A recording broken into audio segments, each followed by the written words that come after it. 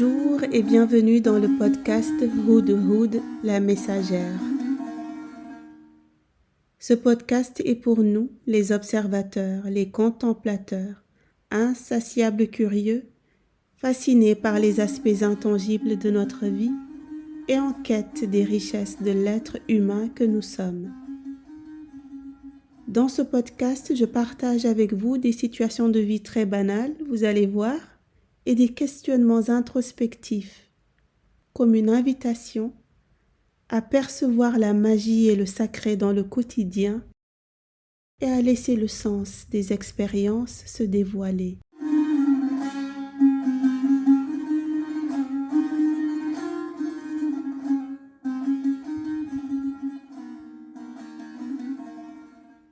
Je rentre de voyage. Dans l'avion déjà, des frissons, je tremble, je tousse, je crache, la gorge irritée, je ne peux rien avaler. Les dents claquent, le nez coule, et la nuit, respiration difficile.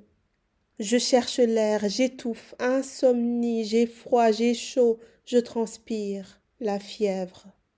Le matin au réveil, les paupières collées, le visage bouffi, la gorge sèche, la bouche pâteuse.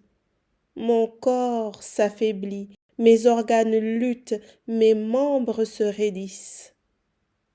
Je suis malade. Je suis malade. Et puis, je trouve la force de me préparer une potion magique, qui sait.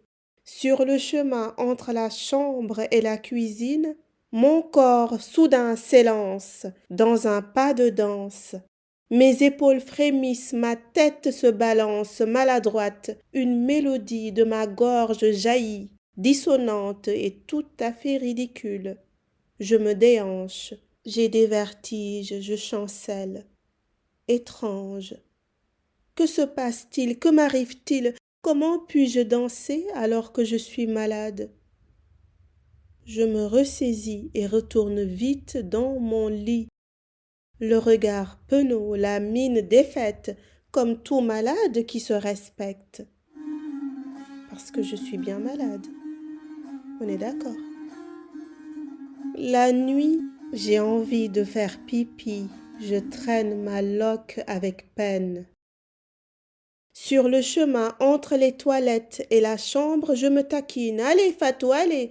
1 pas, 2 pas, 3 pas. Tu atteindras ton objectif de 5 pas par jour. Et je ris, et je ris, et je ris à en perdre le souffle. Alors je tousse, je me tiens les côtes et m'appuie contre le mur.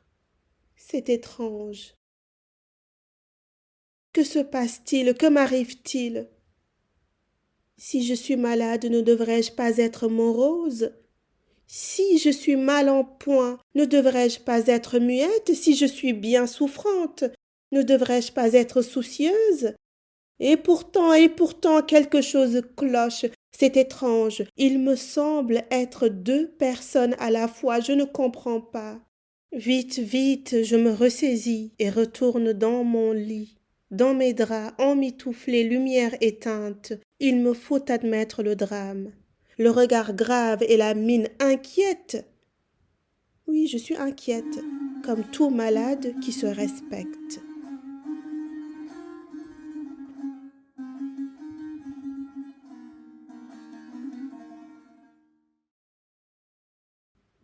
Le silence obscur. Dans le silence, une voix me murmure. Fatou, certes le corps est affaibli, mais le cœur reste joyeux. Oui, le cœur est joyeux, même si le corps vacille. Alors je compris que ces 2 réalités peuvent coexister en même temps.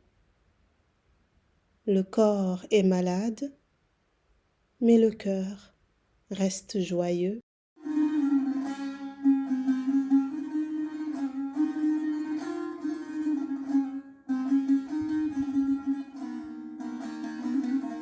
Croyez-vous Vous aussi, qu'un malade ne peut être joyeux, croyez-vous cela?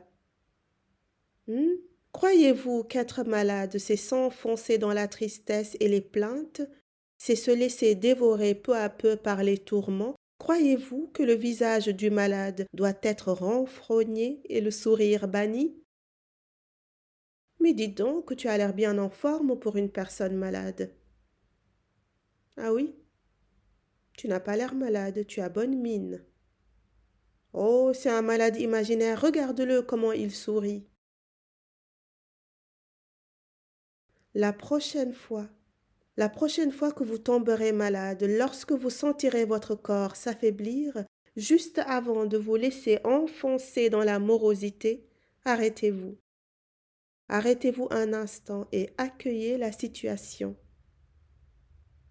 Puis, prêtez attention, écoutez, ressentez, mettez votre conscience sur cet espace au-delà du corps qui ne cesse de rayonner joyeusement, inconditionnellement. Ressentez.